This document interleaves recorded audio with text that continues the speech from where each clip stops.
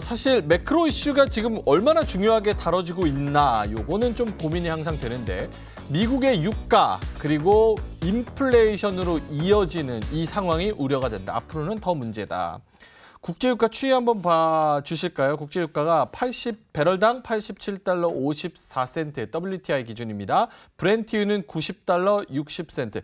장중엔 요거보다 더 넘어갔죠? 91달러까지도 넘어서 간 걸로 알고 있는데 그래서 WTI 브렌트유가 역시나 사우디가 감산 연장한다라는 얘기가 나오면서 국제유가 쭉 올라가고 있고요.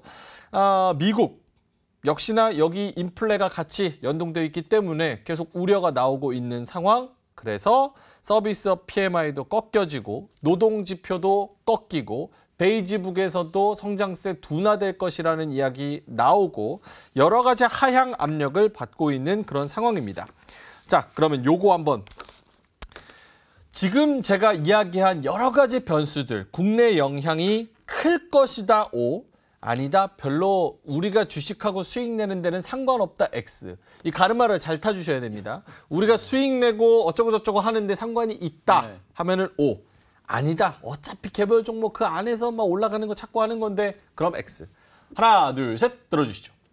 단기적으로는 OX 자, 가르마 잘 타죠. 네. OX. 알겠습니다. 황유현 팀장님, 사실은 지금 움직이는 종목들 보면 몇 주, 몇 달 동안 사실은 막 테마성 그런 종목들이 많잖아요. 그러면 요런 매크로가 그렇게 크게 영향 미치나 이런 생각도 드는데. 그렇죠. 네. 개별 단으로는 분명히 별거 없을 수 있습니다. 별거 없을 수 있는데 결국은 그 근본적인 문제들이잖아요. 주식시장을 움직이는 큰 돈에 움직이는 그 근본적인 문제들이기 때문에 심리적으로는 분명 영향이 좀 있을 겁니다. 그리고 지금 사실 나스닥 같은 경우에는 지금 추세를 이어가느냐 추세가 꺾이느냐 간당간당한 구간에 있거든요. 근데 이제 아마 9월달, 10월달에 이게 사실 시기적인 부분을 사실 조금 더 저는 지목을 좀 하고 싶습니다. 그러니까 이게 올해 상반기였다라고 하면 사실 별 문제 없다. 그냥 가던 대로 그냥 추세 가는 대로 그냥 했으면 좋겠다는 생각이 좀 드는데 이제 9월달, 10월달에 들어왔다는 거는 전통적으로 한국 시장이 항상 약했던 달입니다. 9월달, 10월달은. 그리고 이제 금리 인상의 여부를 놓고도 계속 촉각을 계속 세워두는 상태이기 때문에 심리적으로 요즘 장 시작하면 무조건 미국 시장이 좋든 안 좋든 장 30분은 무조건 흔들립니다. 이게 아까 말씀드렸던 반대매매 부분도 분명히 영향이 있는 거거든요. 그러니까 오늘도 보면 1시 되니까 또 반대매매 물량들 출회되면서 또 출렁출렁하고 10시 반 중국시장 개장할 때 또 출렁출렁하고 계속 그런 변곡들이 계속 하루 종일 나오는데 시장 요 심리까지 이런 경제 지표나 인플레 이런 부분들이 계속 나온다라고 하면 사실 불확실성이 되기 때문에 매도는 주식 사람들이 매수는 하진 않더라도 매도는 할 수 있거든요. 사람들이. 그렇기 때문에 결국은 주식은 사는 사람들과 파는 사람들의 이제 힘싸움이라고 하면 내가 돈은 있지만 매수는 안 해. 근데 있는 주식은 줄이겠다라고 하면 9월달, 10월달은 줄일 확률이 굉장히 높은 달인 거죠. 그래서 일단 당장은 하시는 건 저는 아직은 해도 된다라고 생각을 하는데 리스크 관리가 더 중요하다고 생각을 합니다. 큰 그림이 잘 안 빠지면 작은 그림도 상승 탄력이 확실히 줄어들 수밖에 없기 때문에 매크로 좀 챙겨봐야 된다 쪽. 유창희 대표님은요? 저도 원래는 처음에 동그라미 쳤었어요. 근데 왜 지금은 그러니까 단기적으로 봤을 때는 별 영향이 없을 것 같아요. 그러니까 지금 보면은 각 주요 국가 증시가 약간 따로 국밥으로 움직임이 있거든요. 어제 미국 같은 경우도 뭐 PMI 때문에 뭐 하락했다고 하지만 실질적으로 어저께 미국 증시 나스닥을 끌어내린 건 애플, 테슬라 그리고 엔비디아 3개밖에 없어요. 이들 종목이 3%씩 하락을 했거든요. 나머지는 다 그냥 뭐 어떤 종목은 1%, 어떤 종목은 0.3% 별로 빠진 게 없습니다. 무슨 얘기냐면 어제도 그냥 뉴스로는 PMI 지표 발표하면서 하락을 했지만 그 내용을 자세히 본다면 몇몇 종목만 하락을 했다는 것이죠. 그러면서 개별 종목 장세가 나오고 있어요. 그러니까 진짜로 유가가 문제가 된다 싶으면 한 90달러가 넘어가면서 스파이크가 걸릴 때 아직은 스파이크 안 걸렸다 저는 생각하고 있거든요. 그리고 국채금리도 마찬가지입니다. 지난번 우리가 4.36% 봤잖아요. 10년물 기준으로 잭슨홀 전에.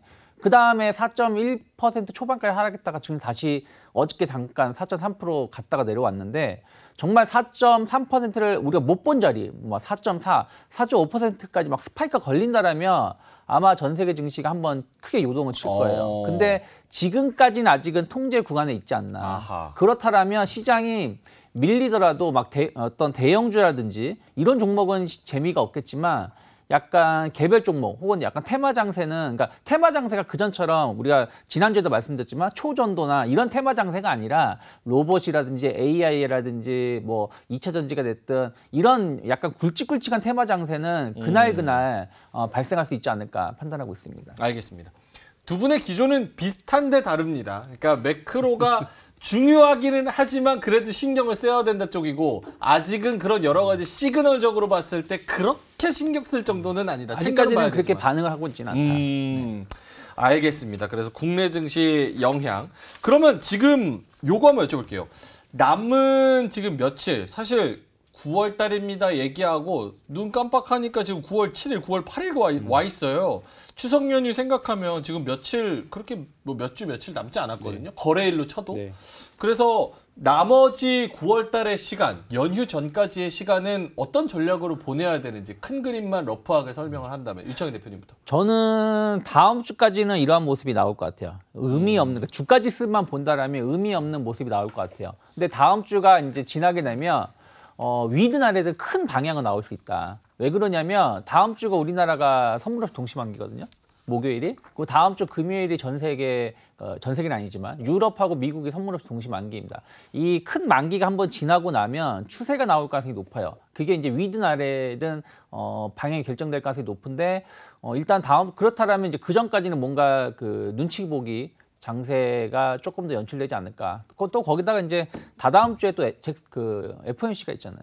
그렇기 때문에 저는 만약에 시장이 정말 위험해지는 신호가 나온다라면 그 다음 주 후반이나 그 다음 주에 나올 수 있지 않을까. 그러면 우리가 주식을 팔 수 있는 기회를 준다. 그 얘기가 무슨 얘기냐면 증시가 다시 한번 뭐 2,600포인트가 됐든 뭐 2,580포인트가 됐든 이번에 고점짜리까지 한번 반등은 시원하게 줄 수도 있다 판단하고 있습니다. 알겠습니다. 황윤 팀장님은요? 비슷합니다. 일단은 추석이 이번 연휴도 길잖아요. 그러면 일단은 큰 자금을 집행하는 입장에서는 뭐 제가 한다는 게 아니라 그런 기관이나 외국인들 입장에서는 굳이 살 필요가 없습니다. 네, 리스크 관리 차원에서 안 잃는 게 더 중요하기 때문에. 예.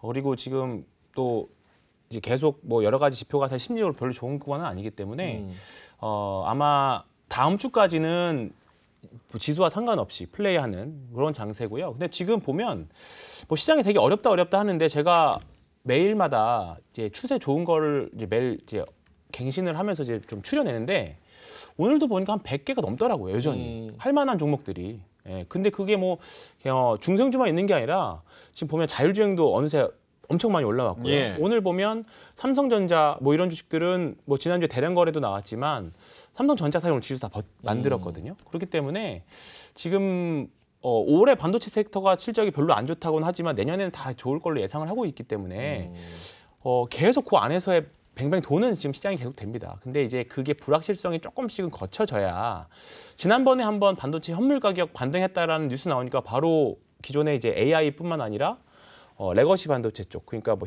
그 전통적인 전공정, 후공정, 소부장 업체들도 급하게 반등을 했었거든요. 네. 사실 이런 부분들이 지금 사실 물음표가 달려 있어요. 근데 그런 부분들이 이제 9월 말로 가면 갈수록 또는 추석 이후에 해소가 된다라고 하면 분명히 또 시장의 주도권은 또 살아날 수도 있습니다. 그런 부분이 살아나야 우리나라 수출도 살아나는 부분이기 때문에 일단 지금은 타이밍 좀 기다리는 그렇습니다. 타이밍이다. 네. 추석 전까지는 역시나 개별 종목 테마 장세 이어질 것 같습니다. 이로운 경제 채널 EBC